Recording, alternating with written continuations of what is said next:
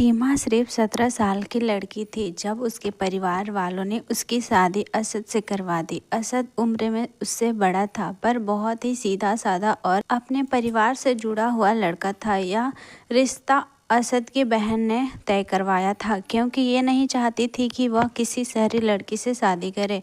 रीमा उम्र में छोटी होने के बावजूद बहुत ही समझदार थी। वह असद के माता पिता को पूरी सेवा करती थी, घर संभालती थी और असद को खुश रखने की कोशिश करती थी। लेकिन असद के अंदर ही अंदर इस बात से उलझा रहता था कि रीमा बहुत ही छोटी है और दुनियादारी की बातें अभी ठीक से समझ नहीं पाती है, इसीलिए वह दूरी बनाता चला गया। रीमा को यह दूरी हर दिन परेशान करती थी। उसे लगता है कहीं ना कहीं असद के दिल में अपनी जगह नहीं बना पाई है।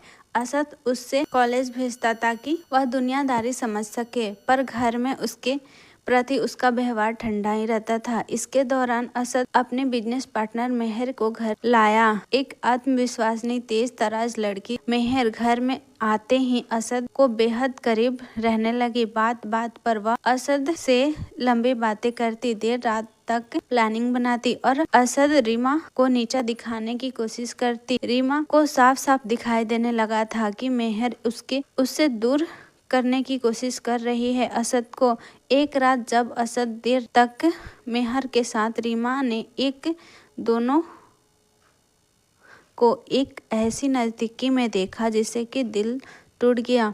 जबकि असद अपनी सफाई देता रह गया कि सिर्फ काम के सिलसिले में मेहर साथ थी, लेकिन रीमा को भरोसा टूट चुका था। अगली सुबह रीमा के सास ने उसकी आंखों में छिपा हुआ दर्द पहचान लिया। रीमा ने पहली बार अपने दुख की सारी बातें उन्हें बताई। सास ने उन्हें हिम्मत दी और समझाया कि अगर मेहर चाले चल रही है तो उसे अपनी जगह मजबूती रखनी होगी। तुम इस घर की बहू हो, तुम्हें अपने रिश्ते को बचाना होगा, सास ने कहा। उधर मेहर खुद को जीत के बहुत करीब समझ रही थी। वह चाहती थी कि असद पूरी तरीके से उसके पक्ष में चला जाए और रीमा खुद को हार मानकर पीछे हट जाए।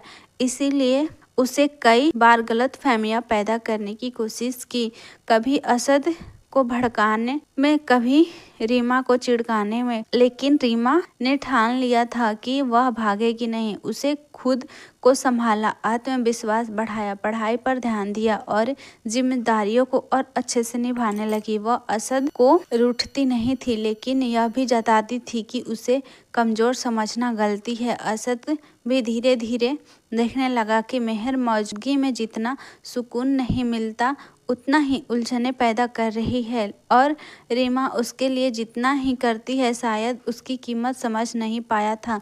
कहानी अब यहाँ पहुंचकर मोड़ एक खड़ी करती है कि रीमा खुद को मजबूत बनाने की राह पर है। असद अपने अंदर की उलझने से लड़ रहा है और मेहर अब साजिशें सोच रही है। आगे आप इस कहानी में क्या देखना चाहते हैं हमें कमेंट में जरूर बताएं और ऐसी ही कहानी को सुनने के लिए हमारे चैनल को सब्सक्राइब करना बिल्कुल ना भूलें।